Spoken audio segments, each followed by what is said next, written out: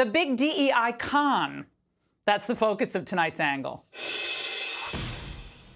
Now, a few weeks ago, Americans who thought conservatives were exaggerating when they spoke of the poisonous atmosphere on college campuses, they were finally given a clear glimpse into the twisted minds of today's radical leftists. People like Stanford's Diversity, Equity, and Inclusion Associate Dean, Tyrion Steinbach. Your advocacy, your opinions from the bench land as absolute disenfranchisement of their rights. It's uncomfortable to say that for many people here, your work has caused harm, has caused harm. And I know that must be uncomfortable to hear. Don't you love it when they snap now? What is the snapping thing? All right, anytime Judge Kyle Duncan tried to talk, he was the invited guest at Stanford, a gaggle of Marxist miscreants began screaming and pounding on tables, making it impossible for him to speak. Well, they didn't want to hear what he had to say. He was defending the Constitution, of course. They wanted to make an example of him. It was a warning for other conservatives who might think of even coming to campus. Don't bother. The university's response was, unsurprisingly, quite pathetic. Well, they apologized for the disruption, but didn't punish the entitled brats or Ms. Angry Pants, who also had a hand in stoking the outburst. Now, this is because to the establishment in academia, business and entertainment, Diversity, Inc. is untouchable. It's just part of the cost of doing business. And DEI compliance does not come cheap. Tyrion Steinbach is currently bringing in a six-figure salary.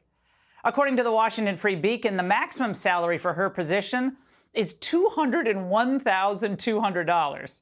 Now, that's more than most postdoctoral candidates make, and even some tenured professors. My question is, how does this add value to Stanford?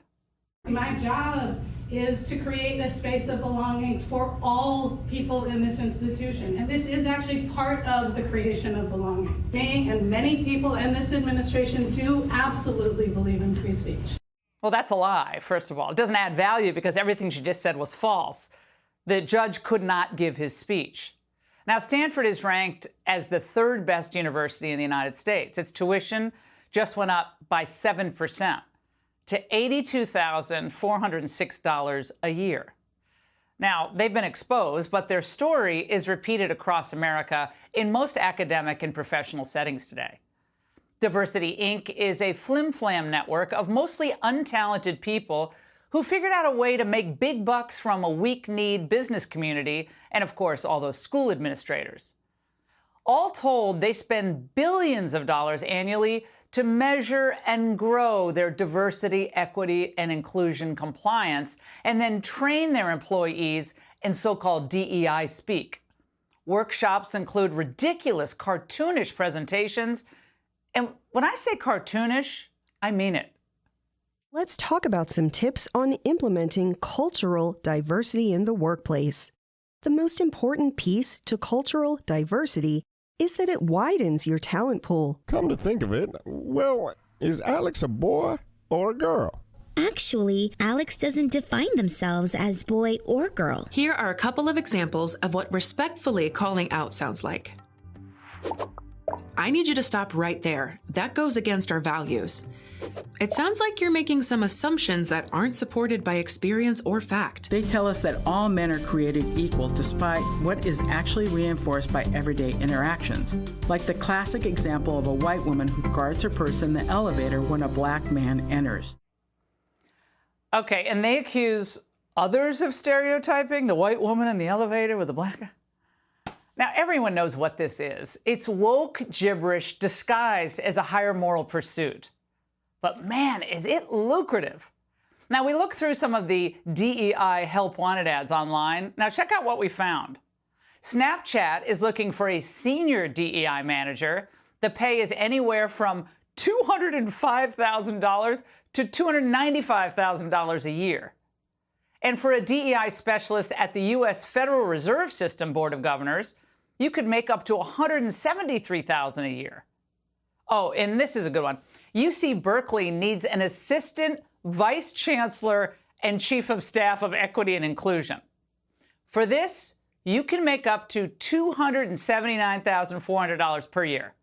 The best part? You can work from home for 2 days every week.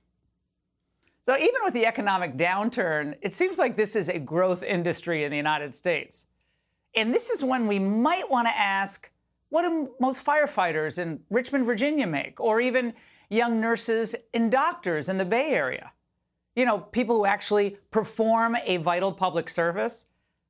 Not as much as the DEI experts, I can tell you that. Of course, they're much more important. So how does one get a piece of the diversity and equity action? Well, you just need to get your DEI certification. It's fast and it's easy. Hundreds of colleges offer mini DEI degrees. Take, for example, the University of South Florida's Muma College of Business. For only $99 and 14 hours of online indoctrination, oh, sorry, I meant video instruction, you too can get your DEI certificate. We want to welcome you to this great diversity, equity, and inclusion in the workplace certificate. Instruction included emotional intelligence, stereotypes and unconscious bias, and recruitment and retention. Participants learned how to perform organizational assessments and create detailed plans that focus on inclusive change and were required to pass a quiz at the end of each module. Ooh, a quiz. Sounds rigorous. And when you graduate in DEI, you'll get a diploma stamped with the DEI version of the Good Housekeeping seal of approval. Isn't that cool? Employees who get their DEI certificates while in the workplace may also get special consideration by their bosses, or just get the satisfaction that they've proven the old adage true, that there's a sucker born every minute. Of course, America's newfound obsession with DEI, it's an affront to the principle of equality that we once held dear, that all men are created equal. Yet DEI institutionalizes bias, the idea that all minorities think one way or that all non-minorities are privileged and possess implicit biases. And by falling into the DEI trap, just like the ESG trap, America also risks precipitous decline. Dr. Adrian Wooldridge, speaking to Jordan Peterson recently, noted that countries that value talent will end up economically trouncing those that don't. And further, that this will have terrible consequences for the United States' geopolitical standing. The biggest and most serious challenge to Western dominance that we've seen ever, which is coming from China. China is becoming more like Singapore and taking meritocracy much more seriously, both in terms of its educational system, in terms of its university system, which is both highly selective and growing. I mean, the way that the Communist Party operates, if we have America becoming less meritocratic or less enthusiastic about meritocracy, and China becoming more meritocratic, or at least more enthusiastic about meritocracy, that presents the possibility of a future in which China really pulls ahead of the United States. Dr. Wooldridge makes an excellent point. Gifted and talented programs in schools are being dismantled, and the SATs and the ACTs are being made optional in a lot of colleges, creating kind of a new woke plutocracy of woke goofballs. How does that make for a stronger, better America? I think that means ultimately that America loses and China wins, which is not something I want to see. Oh, neither do I. So the great pushback against all of this must begin. The DEI experiment has already failed. Look at Biden's cabinet. It's first after first, but failure after failure. So we have to go back to the basics. Study hard, real standards, great books, dump the victim studies and gender-bending nonsense. Equal opportunity for all, equal treatment for all, educational choice for all students across America, breaking the backs of the teachers' unions, which are choking off real educational standards, and of course, colorblind admissions everywhere.